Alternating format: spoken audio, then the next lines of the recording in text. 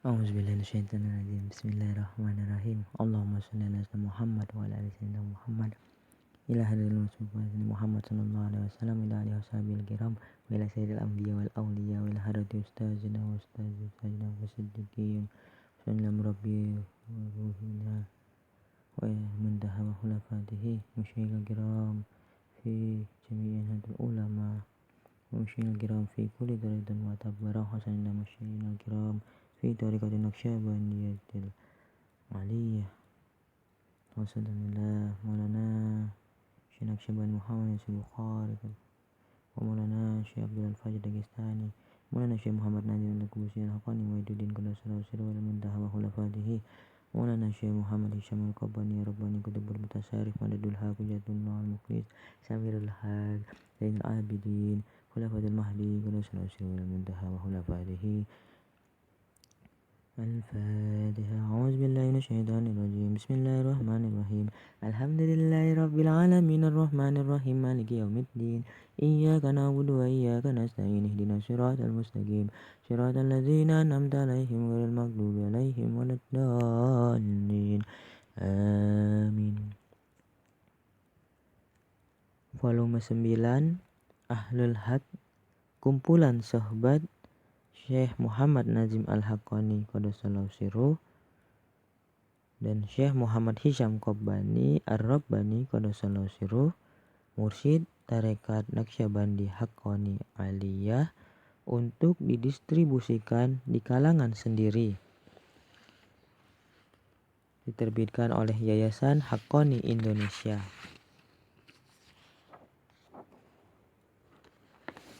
Hak cipta oleh Syekh Muhammad Nazim Al-Haqqani Qaddasallahu Sirruh dan Syekh Muhammad Hisham Qabbani Qaddasallahu Sirruh. Hak terjemahan Indonesia pada Yayasan Haqqani Indonesia.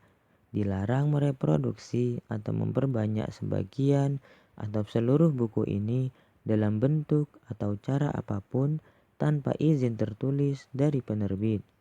Diterbitkan dan didistribusikan oleh Yayasan Haqqani Indonesia, Jalan Teuku Umar, nomor 41, Jakarta, kode pos 10350,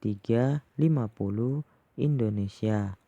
Telepon dan faksimil 021 315 3014.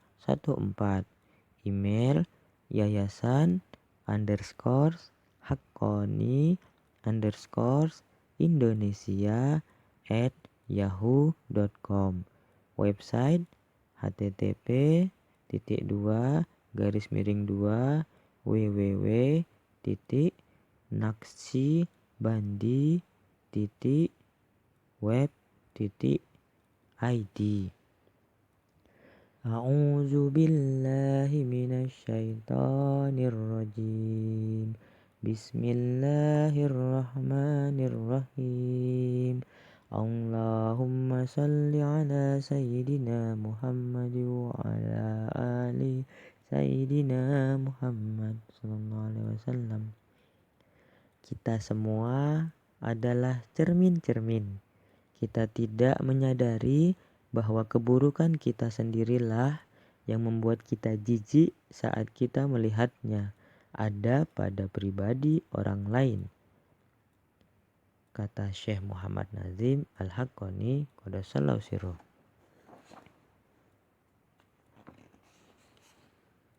Catatan penerbit. Bismillahirrahmanirrahim. Hasil alih bahasa Inggris ke Indonesia dalam buku ini masih jauh dari sempurna. Sama sekali tidak mudah untuk menerjemahkan bahasa dari hati suci para aulia Allah. Dengan segala keterbatasan dan kelemahan yang ada, kami berdoa semoga untaian hikmah dari para masyayikh tetap tersampaikan melalui bacaan ini. Segala bentuk koreksi atau saran konstruktif akan sangat bermanfaat untuk perbaikan di masa mendatang. Insya Allah. Di dalam buku ini akan dijumpai beberapa simbol berbahasa Arab yang lazim digunakan oleh kaum muslim Sebagai tanda penghormatan kepada Allah Subhanahu wa taala, Rasulullah sallallahu alaihi wasallam, nabi-nabi Allah alaihi salam, para malaikat alaihi salam, keluarga Rasulullah radhiyallahu an, para sahabat dan aulia qaddasallahu sirruh radhiyallahu an. Simbol-simbol tersebut adalah sebagai berikut. Subhanahu wa ta'ala atau Maha Suci dan Maha Tinggi mengikuti nama Allah. Sallallahu alaihi wasallam atau berkah dan salam kedamaian yang diberikan Allah yang dicurahkan baginya. Nabi Muhammad SAW mengikuti nama Rasulullah alaihi salam atau kedamaian tercurah atasnya mengikuti nama-nama nabi lainnya, anggota keluarga Rasulullah yang pria, malaikat Allah, dan Nabi Khidir alaihi salam. Simbol ini juga berarti alaihassalam atau kedamaian tercurah atasnya mengikuti nama Fatimah Zahra alaihassalam, putri Rasulullah, dan Siti Maryam alaihassalam, ibu Nabi Isa alaihissalam.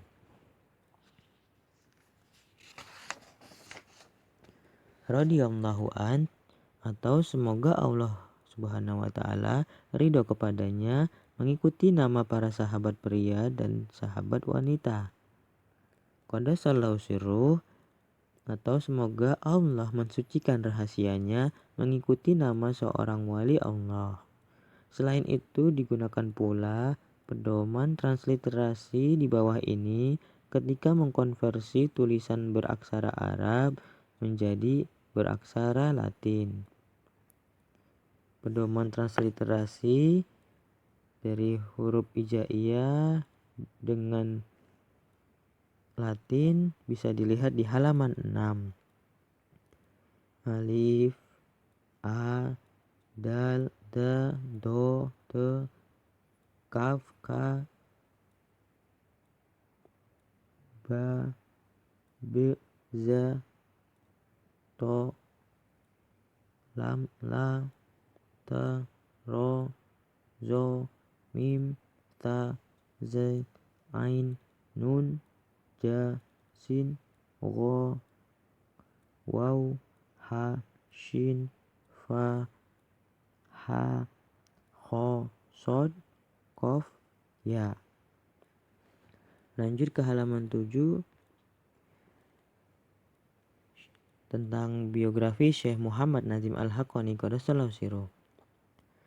Maulana Syekh Muhammad Nazim Al-Haqqani qaddasallahu sirruh adalah pemimpin dunia tarekat Sufi Naqsyabandi Haqqani Aliyah. Beliau adalah seorang ulama di bidang syariah yang menjadikannya mufti di Siprus, Turki, dan juga seorang syekh tarekat.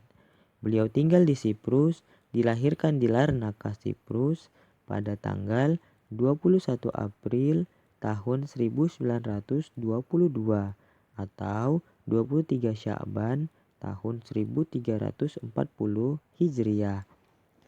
Beliau adalah keturunan dari keluarga Nabi Muhammad SAW, baik dari sisi ibunya maupun ayahnya. Beliau adalah seorang Sayyid Hasani dan juga Husaini alaihissalam. Dari sisi ayahnya, beliau adalah keturunan dari Sayyid Abdul Qadir Al-Jailani qaddasallahu sirruh, pendiri tarekat Sufi Qadiri, dan dari sisi ibunya, beliau adalah keturunan Jalaluddin Rumi qaddasallahu sirruh, pendiri tarekat Sufi Maulawi. Syekh Nazim qaddasallahu sirruh menyelesaikan sekolah tingkat atasnya di Siprus pada tahun 1940. Beliau lalu pergi ke Istanbul untuk melanjutkan pendidikannya ke jenjang yang lebih tinggi. Beliau sekolah di University of Istanbul, mendapat gelar MA di bidang teknik kimia. Selama kuliah di Istanbul, beliau juga mempelajari syariah dan bahasa Arab. Beliau menerima otoritas atau ijazah dari Syekh Jamal Al-Lasuni qaddasallahu sirruh, wafat tahun 1955. Syekh Nazim qaddasallahu sirruh kemudian mengarahkan perhatiannya pada jalur spiritual dengan mempelajari 7 tarekat sufi, yaitu tarekat Naqsyabandi, tarekat Chisti, tarekat Qadiri, tarekat Maulawi, tarekat Rifai, tarekat Sazili, dan tarekat Badawi. Beliau kemudian memperdalam ilmunya pada tarekat Naqsyabandi di bawah bimbingan syekhnya pada saat itu, yaitu Syekh Sulaiman Arzurumi Qaddasallahu sirruh yang wafat pada tahun 1938. Setelah beberapa tahun Syekh Sulaiman Qaddasallahu sirruh berkata padanya, "Wahai anakku, orang yang membawa rahasiamu bukanlah di diriku, tetapi guru spiritualku yang pindah dari Dagestani ke Turki dan sekarang tinggal di Damaskus di distrik Midan, Sa'ahat il-Midan." Beliau dikenal sebagai syekh dari sanad emas tarekat Naqsyabandi di masa kita. Kemudian Syekh Nazim Qaddasallahu sirruh pindah ke Syria. Dalam perjalanannya ke Damaskus, beliau mengunjungi Aleppo, Hama, dan Homs. Di Homs, atas bimbingan syekhnya, beliau melakukan khalwat selama 1 tahun di kompleks masjid dan makam seorang sahabat Nabi radhiyallahu an yang terkenal, yakni Sayyidina Khalid ibnu Walid radhiyallahu an.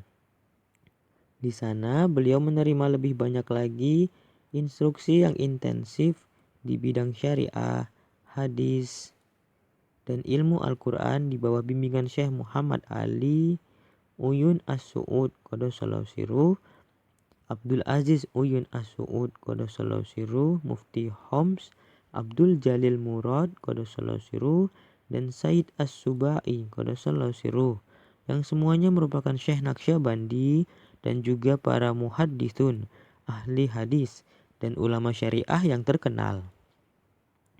Pada tahun 1944, Syekh Nazim Qaddasallahu sirruh pindah ke Tripoli, Lebanon, di mana beliau menjadi tamu dari Syekh Munir Al-Malik Qaddasallahu sirruh, Mufti Lebanon Utara, dan Syekh dari tarekat Qadiri, Rifai, dan Naqsyabandi.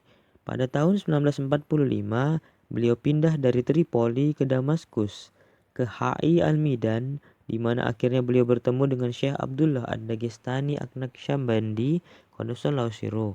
Beliau tinggal bersama Grand Syekh hingga Grand Syekh meninggal dunia pada tanggal 4 Oktober 1973 atau 4 Ramadan 1398 Hijriah. Selama kurun waktu tersebut, selama hampir 40 tahun, Syekh Muhammad Nazim Al-Haqqani Qaddasallahu sirruh, semoga Allah Subhanahu wa taala memberkatinya, terus-menerus menerima mata air surgawi dari pengetahuan spiritual yang dicurahkan dari dalam hati Syekh Abdullah Ad-Dagestani Qaddasallahu sirruh. Semoga Allah mensucikan jiwanya ke dalam hati beliau. Syekh Nazim Qaddasallahu sirruh melanjutkan perjalanannya ke Timur Tengah dan Turki selama 40 tahun. Setelah wafatnya Grand Syekh dan dengan perintah spiritualnya, beliau meluaskan cakupan perjalanannya termasuk ke Eropa, ke Amerika, dan ke Timur Jauh. Beliau mendirikan ratusan pusat sufi di seluruh dunia, menyebarkan Islam sekaligus dengan pengetahuan spiritual sufi, dan beliau telah membawa begitu banyak orang untuk masuk ke dalam agama Islam. Bukan sesuatu yang berlebihan bila dikatakan bahwa beliau adalah seorang mujaddid di abad ini, sebagaimana Said Abdul Qadir Al-Jailani Qaddasallahu sirruh di masanya, dan juga Syekh Bahauddin Naqsyabandi Qaddasallahu sirruh di masa hidupnya, dan juga Said Ahmad Al-Faruqi Qaddasallahu sirruh di masa hidup beliau, dan juga Jalaluddin Rumi Qaddasallahu sirruh di masa hidupnya. Syekh Nazim Qaddasallahu sirruh membawa rahasia dari 7 tarekat sufi, yaitu tarekat Naqsyabandi, tarekat Chisti, tarekat Qadiri, tarekat Maulawi, tarekat Rifai, tarekat Syazili, dan tarekat Badawi. Melalui untaian otorisasi dari gurunya, Syekh Abdullah Dagestani Qaddasallahu sirruh, melalui sanad emas 39 Grand Syekh yang menghubungkannya kepada Nabi Muhammad SAW. Beliau telah banyak melakukan khalwat sepanjang hidupnya dengan periode bervariasi, mulai dari 40 hari hingga 1 tahun. Ini dilakukan di berbagai tempat yang berbeda-beda, termasuk di kota Nabi Muhammad SAW, di kota Madinah, juga di Baghdad, di hadapan Said Abdul Qadir Al-Jailani Qaddasallahu Sirruh, juga di Konya, di hadirat Jalaluddin Rumi Qaddasallahu Sirruh, dan juga di Damaskus, di berbagai tempat sucinya. Beliau telah menulis banyak buku mengenai spiritualitas dan pengetahuan tentang ma'rifat yang telah diterbitkan ke seluruh penjuru dunia. Beliau juga telah menulis banyak puisi dan syair tentang cinta ilahi atau isyq, baik dalam bahasa Arab maupun bahasa Turki. Beliau adalah sumber atau marja bagi banyak persoalan-persoalan hukum modern. Beliau mengikuti jalan yang moderat dalam mengadakan pendekatan kepada orang-orang dan mengangkat topik-topik tentang kehidupan di masa kini.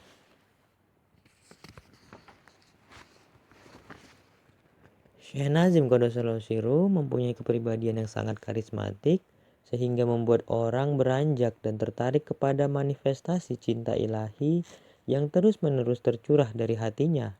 Senyumnya yang ramah selalu hadir. Ketika beliau berbicara, seolah-olah sebuah air terjun inspirasi ilahiyah telah terbuka, menghubungkan hatinya dengan hati para pendengarnya. Adalah nektar cinta yang membuat ribuan orang tertarik untuk masuk ke dalam Islam setiap tahunnya. Ditulis oleh Syekh Muhammad Hisham Qabbani Qaddasallahu Sirruh. Berikutnya kita lanjut ke halaman 11, biografi tentang mengenai siapa Syekh Muhammad Hisham Qabbani Qaddasallahu Sirruh. Maulana Syekh Muhammad Hisham Qabbani Qaddasallahu Sirruh adalah seorang penulis dunia yang terkenal dan juga seorang alim ulama. Beliau telah mengabdikan hidupnya untuk mempromosikan prinsip-prinsip Islam tradisional yang meliputi perdamaian, toleransi, cinta, kasih sayang, dan persaudaraan, dan sebaliknya menentang ekstremisme dalam segala bentuk. Syekh Hisham juga merupakan anggota dari keluarga terhormat yang merupakan cendekiawan Islam tradisional, termasuk diantaranya mantan Ketua Asosiasi Cendekiawan Muslim Lebanon dan Grand Mufti, penguasa tertinggi agama Islam di suatu negara, yaitu di negara Lebanon. Di Amerika Serikat, Syekh Hisham Qabbani Qaddasallahu Sirruh menjabat sebagai Ketua Islamic Supreme Council of America atau ISCA, pendiri dari Naqshbandi Sufi Order of America, juga penasehat dari World Organization for Resource Development and Education atau WORD, dan juga Ketua As-Sunnah Foundation of America, juga Ketua Kamilat, suatu organisasi bagi wanita muslim di Amerika Serikat, dan terakhir sebagai pendiri dan presiden dari The Muslim Magazine. Syekh Hisham Qabbani Qaddasallahu Sirruh adalah seorang yang sangat terlatih, baik sebagai seorang saintis barat maupun sebagai seorang ulama Islam klasik. Beliau menerima gelar sarjana di bidang kimia dan kemudian melanjutkannya di bidang ilmu kedokteran. Sebagai tambahan, beliau juga memegang gelar di bidang syariat Islam dan di bawah bimbingan yang ketat dari Syekh Abdullah Ad-Dagestani Qaddasallahu Sirruh, beliau diberi izin untuk memberi pengajaran, memandu, dan menasihati murid-murid dalam spiritualitas Islam dari Syekh Muhammad Nazim Adil Al-Qubrusi Al-Haqqani An-Naqsyabandi Qaddasallahu Sirruh, pemimpin dunia dari tarekat Sufi Naqsyabandi Haqqani. Buku-buku beliau meliputi Case to the Divine Kingdom yang diterbitkan tahun 2005. Kemudian ada Classical Islam and the Naqshbandi Sufi Order pada tahun 2004 dan The Naqshbandi Sufi Tradition Guidebook tahun 2004, The Approach of Armageddon an Islamic Perspective tahun 2003, Encyclopedia of Muhammad's Women Companions and the Traditions They Related tahun 1998 bersama dengan Dr. Laleh Bakhtiar. Juga Encyclopedia of Islamic Doctrine 7 volume diterbitkan pada tahun 1998. Kemudian buku Angels Unveiled atau Dialog pada Malaikat itu pada tahun 1996. Kemudian ada buku The Naqshbandi Sufi Way pada tahun 1995 dan buku Remembrance of God Liturgy of the Sufi Naqshbandi Masters pada tahun 1994. Dalam upayanya yang sudah berjalan lama untuk mempromosikan suatu pemahaman yang lebih baik tentang Islam klasik, Syekh Hisham Qabbani Qaddasallahu sirruhu telah menyelenggarakan 2 konferensi internasional di Amerika Serikat yang menarik minat para cendekiawan muslim di seluruh dunia. Sebagai seorang yang menyuarakan Islam tradisional, nasihatnya banyak dicari oleh para jurnalis, akademis, dan para pejabat pemerintah. Sejak tahun 1997, Syekh Hisham Qabbani Qaddasallahu sirruhu telah berkunjung ke Indonesia. Beliau dengan cepat mendapat sambutan yang sangat baik di kalangan umat muslim di Indonesia yang mayoritas juga melaksanakan praktek-praktek Islam tradisional. Cara dakwah beliau yang simpatik, ditambah kepribadian beliau yang rendah hati, penuh hormat, cinta dan humoris, membuat orang berbondong-bondong mendatanginya. Hingga kini, ribuan murid tersebar di berbagai daerah di Indonesia. Sekarang kita lanjut sohbet-sohbet beliau. Yang pertama berjudul Waktu Terus Berputar, Maka Bangkitlah, oleh Syekh Muhammad Nazim Adil Al-Haqqani Qaddasallahu sirruhu,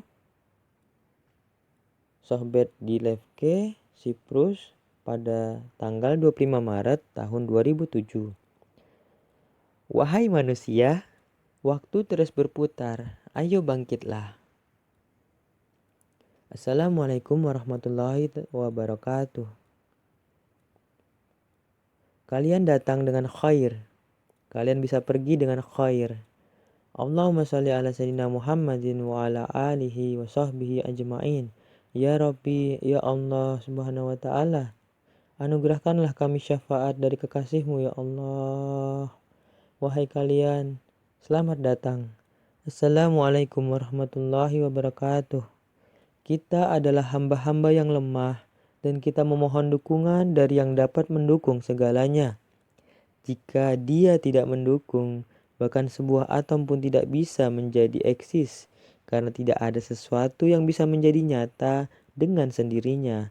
Oleh karena itu, segala sesuatu didukung oleh pencipta mereka, Allah Subhanahu wa Ta'ala. Semoga Allah memberkati kalian dan mengampuni kita semua. Dan kita ucapkan A'udzubillahi minasyaitonirrajim. Bismillahirrahmanirrahim.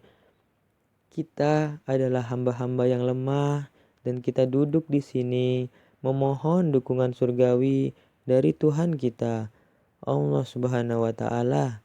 Sungguh, setiap orang harus memohon dukungan surgawi.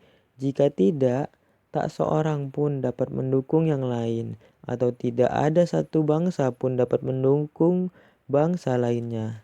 Tidak.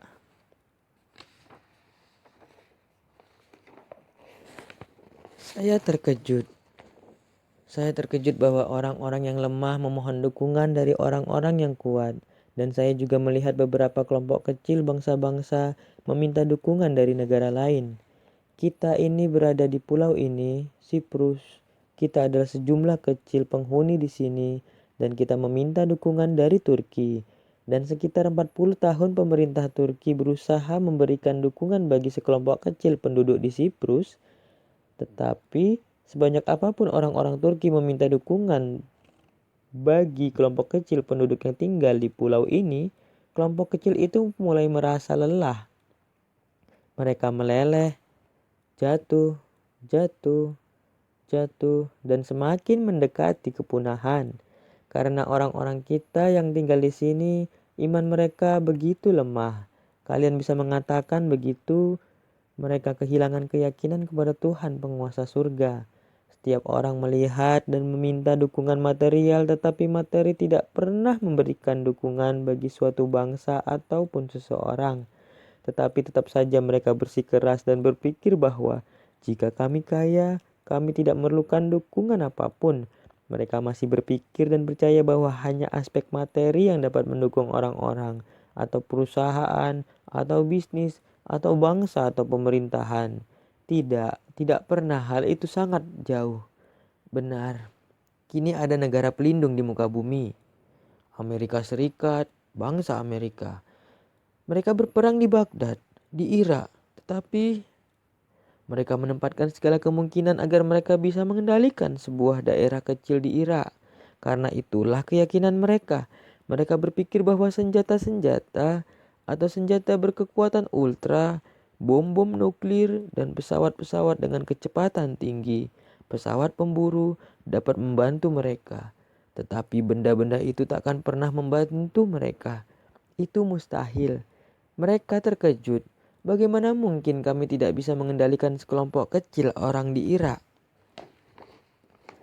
Iya, tetapi mereka tidak bertanya. Tanyalah, datang dan bertanyalah kepada saya. Saya seharusnya bertanya kepada kalian, karena kalian bangsa Amerika atau Rusia atau Turki atau Inggris atau Cina atau Jepang. Mereka percaya kepada aspek-aspek materi. Namun aspek-aspek materi itu tidak pernah membantu mereka. Tidak. Tetap saja mereka terkejut, takjub.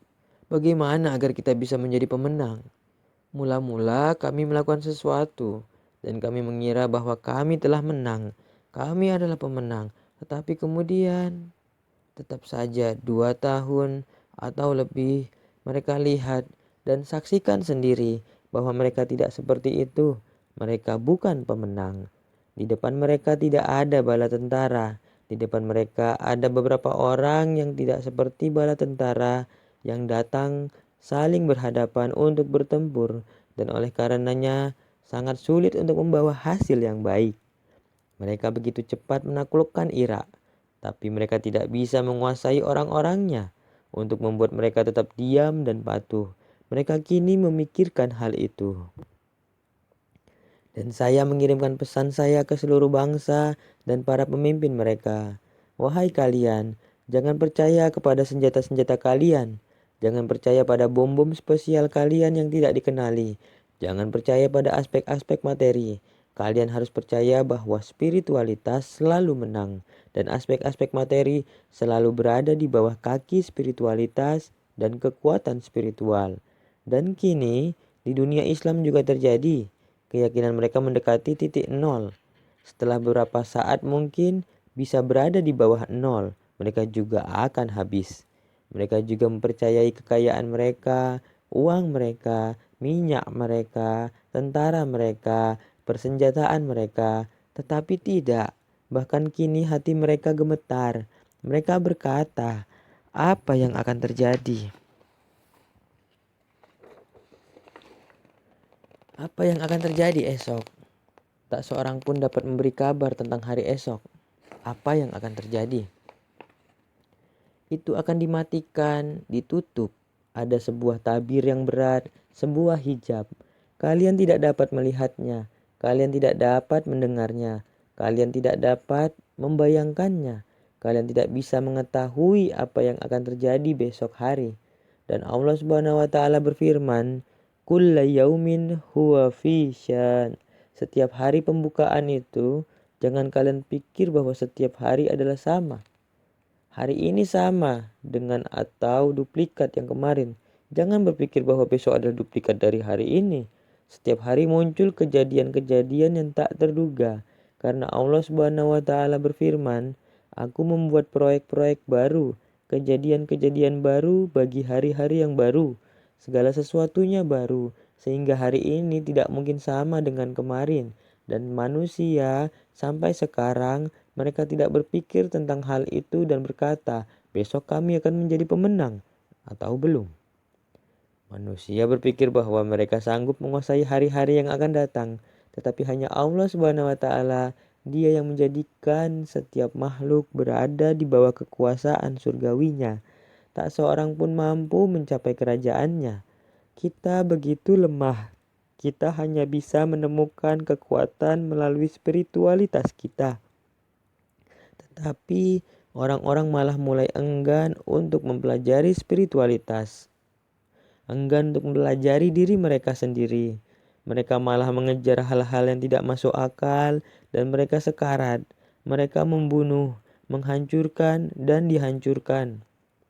Wahai manusia, jika kalian bisa sampai, bukannya abad ke-21, tapi abad ke-21.000.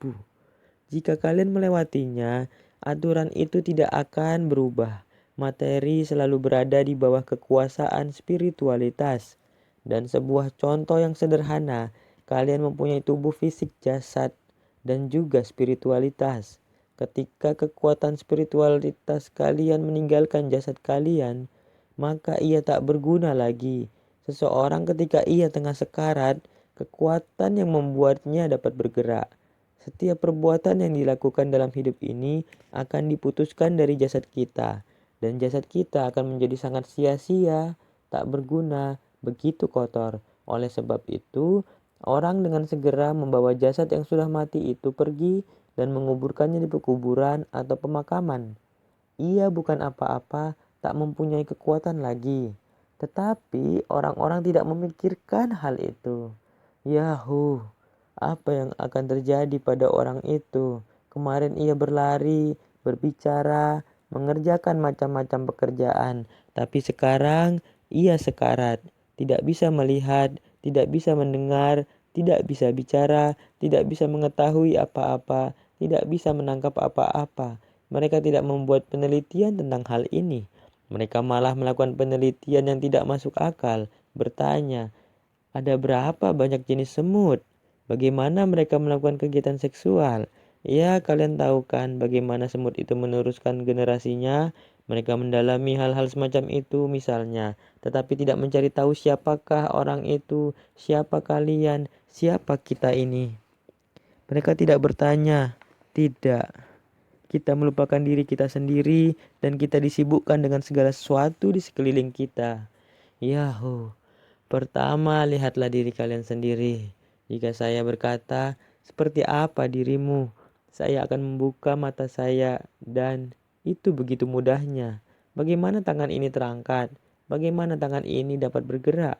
Tanpa ada dukungan, bagaimana caranya? Jika kehendak saya meninggalkannya, maka ia akan jatuh. Jika kehendak saya memerintahkannya untuk bangun, maka ia akan bangun atau terangkat.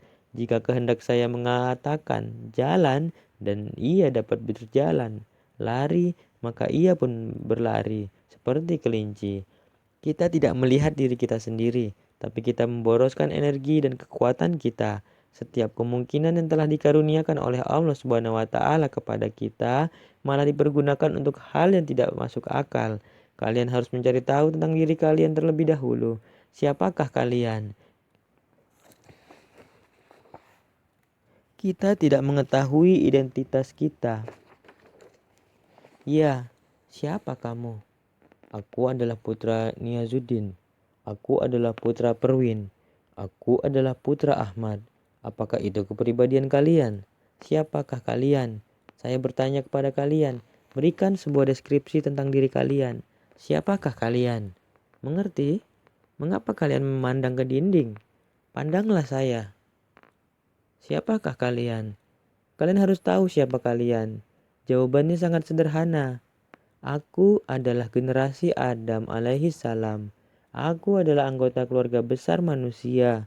Secara fisik milik Adam alaihi salam dan secara spiritual milik Nabi kita, Nabi penutup, Sayyidina Muhammad sallallahu alaihi wasallam. Dan keluarga negaraanku adalah millati Ibrahim alaihi salam. Bangsa Ibrahim alaihi salam. Itulah keluarga negaraan kita. Dan kita berasal dari zuriat Adam alaihissalam, keturunan Adam alaihissalam, dan dari umat Sayyidina Muhammad sallallahu alaihi wasallam, dan kita juga dari bangsa Ibrahim alaihissalam. Umat Kristiani tidak dapat mengatakan bahwa kami bukan dari bangsa Ibrahim alaihissalam. Tidak.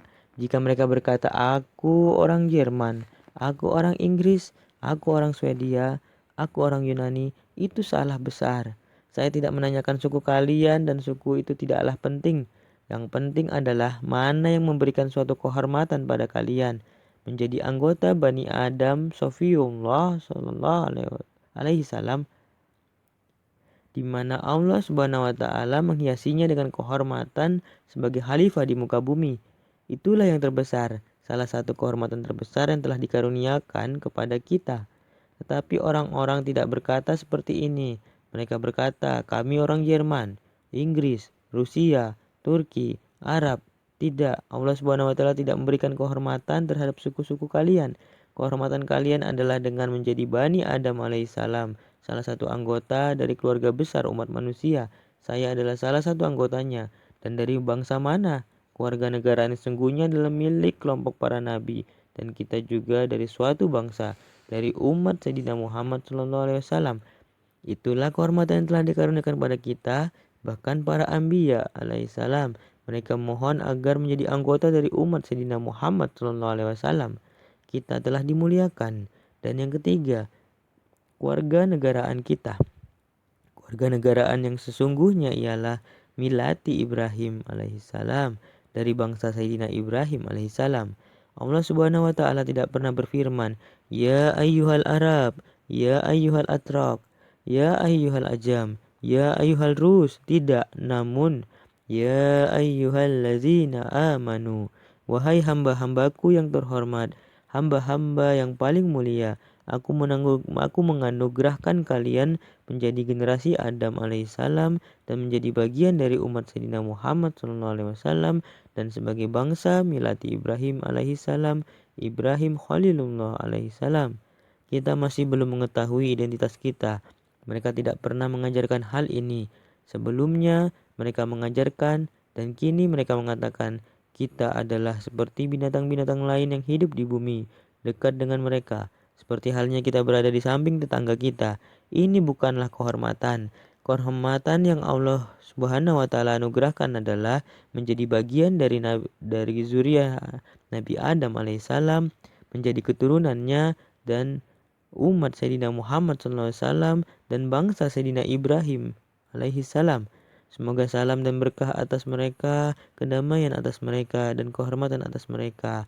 Siapa yang meminta untuk bersama mereka akan dikaruniai kehormatan yang lebih dan lebih lagi. Kini umat manusia berada di jalan yang salah. Pendidikan mereka berada di jalan yang salah. Ajaran mereka berada di jalan yang salah. Setiap orang menggunakan metode-metode setani dan mereka memperdaya diri mereka sendiri dan orang lain. Realitas sesungguhnya adalah apa yang dikirimkan dan diperintahkan oleh Allah Subhanahu wa taala kepada kalian untuk diyakini. Wahai manusia, kita menjalani kehidupan yang sangat pendek. Tahun demi tahun berlalu dengan cepat karena waktu terus berlari. Waktu berlari. Kalian tidak bisa menghentikannya dan kalian harus berusaha untuk mengambil sesuatu. Contohnya, ada mobil-mobil di bandara. Mereka berdiri di sana dan tanpa perlu berjalan, mereka membawa kalian dari satu sisi ke sisi lain. Kini, sama halnya dengan meraih diri kita sendiri.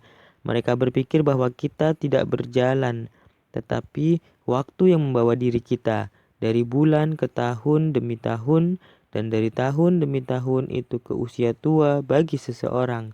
Semoga Allah Subhanahu wa taala mengampuni kita dan menganugerahi kita sebuah pemahaman yang baik, karena orang-orang minum-minum dan menjadi mabuk. Mereka mempelajari sesuatu yang bisa kalian katakan seluruhnya adalah ajaran setani, yang justru membuat orang semakin mabuk. Datang dan bangkitlah, wahai manusia, bangkitlah. Sebelum mata kalian terpejam, lihat dan pahamilah posisi kalian di sini dan di kehidupan selanjutnya. Semoga Allah Subhanahu wa taala mengampuni kita semua demi kehormatan hambanya yang paling terhormat sallallahu alaihi wasallam, yang dianugerahkan begitu banyak kemuliaan, yang paling agung di hadirat ilahi Sayyidina Muhammad sallallahu alaihi wasallam. Karena kehormatan beliau, Allah Subhanahu wa taala menghiasi kalian dan saya, setiap orang beriman dihiasi dengan nur, dengan cahaya di sini dan di akhirat. Bihurmatil Fatihah. أعوذ بالله من الشيطان الرجيم بسم الله الرحمن الرحيم الحمد لله رب العالمين الرحمن الرحيم مالك يوم الدين إياك نعبد وإياك نستعين اهدنا الصراط المستقيم صراط الذين أنعمت عليهم غير المغضوب عليهم ولا الضالين آمين اللهم صل على سيدنا محمد النبي الأمي صلى الله عليه سيدنا محمد ما هو أهله